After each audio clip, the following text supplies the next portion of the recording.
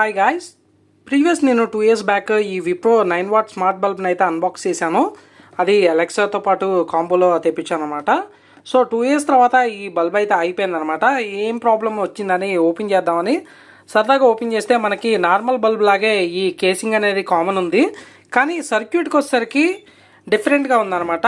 మనకి లైట్స్ వచ్చేసరికి మనకి జనరల్గా మనం నార్మల్ బల్బ్స్ తీసుకుంటే ఏదో ఒక లైటింగే ఉంటుందన్నమాట. అంటే వామ్ లైటింగ్గా మనకి వైట్ లైట్స్ అనేది, కానీ దీంట్లో వామ్ లైటింగ్ అలాగే వైట్ లైటింగ్ అలాగే ఆర్జీబీ లైట్స్ కూడా చూడొచ్చు. మొత్తం ఇది 9 వాట్ అవుట్పుట్ అయితే వస్తుంది ఈ లైట్స్ అన్నీ కలిపి. తర్వాత మనకి సర్క్యూట్కి వచ్చేసరికి మీకు సర్క్యూట్ మొత్తం డిఫరెంట్గా ఉంది. నార్మల్ వోల్టేజ్ రెగ్యులేట్ ఒకటే ఉంటుంది నార్మల్ దాంట్లో. దీంట్లో వచ్చేసరికి వైఫై కనెక్ట్ చేయడానికి వైఫైకి రిలేటెడ్ సర్క్యూట్ కూడా ఉందన్నమాట. ఓవరాల్గా ఈ షార్ట్ వీడియో ఎలా అనిపించింది అనేది కింద కామెంట్ సెక్షన్లో తెలియజేయండి. Thank you for watching.